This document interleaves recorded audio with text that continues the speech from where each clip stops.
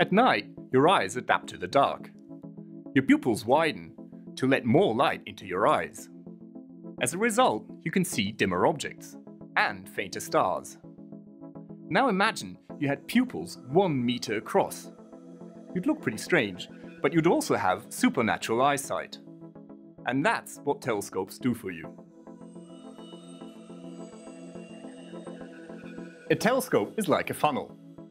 Its main lens or mirror collects the starlight and brings it all together into your eye.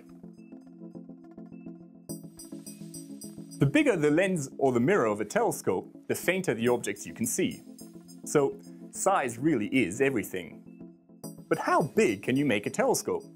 Well, actually not too big if it's a refractor.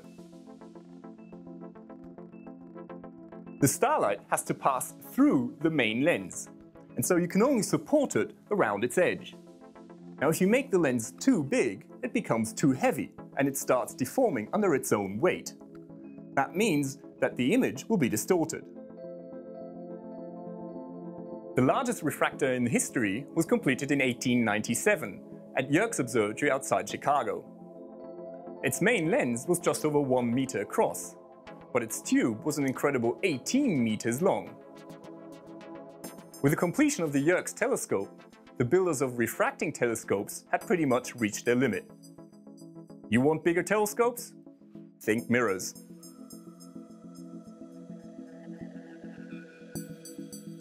In a reflecting telescope, the starlight bounces off a mirror instead of passing through a lens. That means that you can make the mirror a lot thinner than a lens, and you can support it from the back. The result is that you can build a lot larger mirrors than lenses. Big mirrors came to Southern California a century ago. Back then, Mount Wilson was a remote peak in the wilderness of the San Gabriel Mountains. The sky was clear and the nights were dark. Here, George Ellery Hale first built a 1.5-meter telescope. Smaller than Lord Ross's retired Leviathan, it was of much better quality, and at a much better sight too. Hale talked local businessman John Hooker into financing a 2.5-meter instrument. Tons of glass and riveted steel were hauled up Mount Wilson. The Hooker telescope was completed in 1917. It would remain the largest telescope in the world for 30 years. A big piece of cosmic artillery, ready to attack the universe. And attack it did. Along with the incredible size of the new telescope came transformations in the way the image was viewed. Astronomers no longer peered through the eyepiece of the new giant, but instead collected the light on photographic plates for hours on end. Never before had anyone peered so far into the cosmos.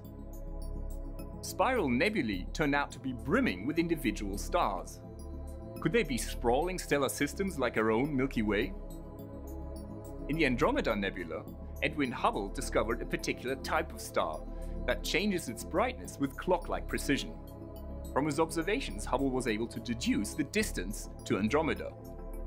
Almost 1 million light-years. Spiral nebulae, like Andromeda, were clearly individual galaxies in their own right.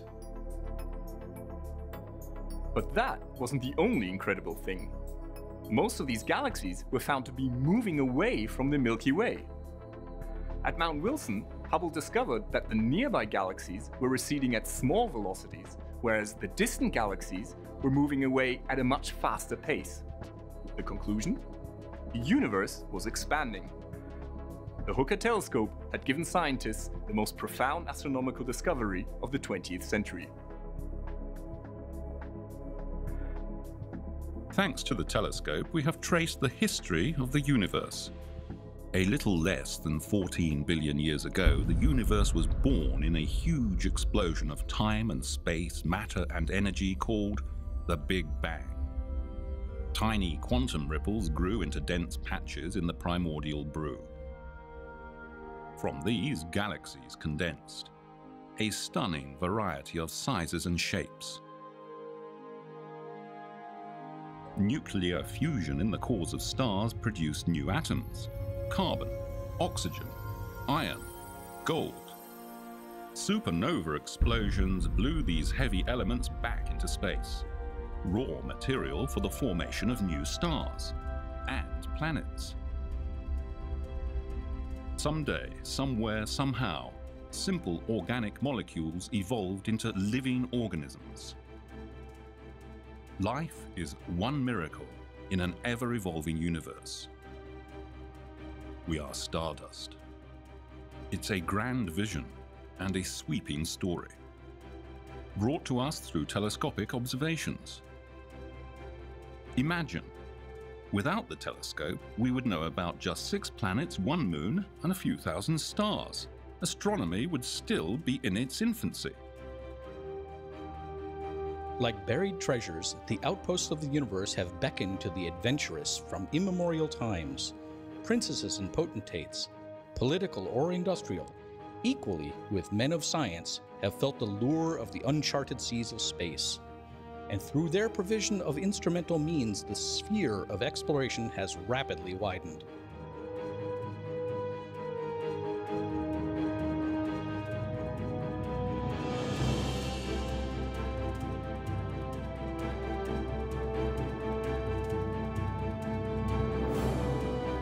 George Ellery Hale had one final dream: to build a telescope twice as large as the previous record holder.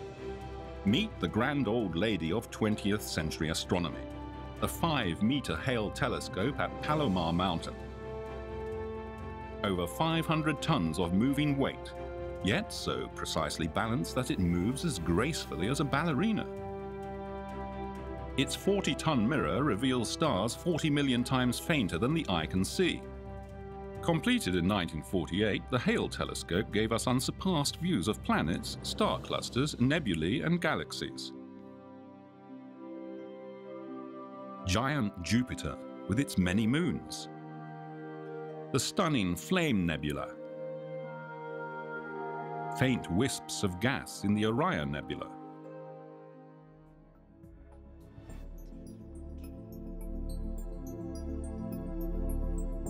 But could we go bigger still? Well, Soviet astronomers tried in the late 1970s. High up in the Caucasus Mountains, they built the Bolshoi telescope Azimutalny, sporting a primary mirror 6 meters in diameter. But it never really lived up to its expectations. It was simply too big, too expensive, and too difficult. So did telescope builders have to give up at that point? Did they have to bury their dreams of even bigger instruments? Had the history of the telescope come to a premature end? Well, of course not. Today we have 10-meter telescopes in operation, and even bigger ones are on the drawing board. What was the solution? New technologies.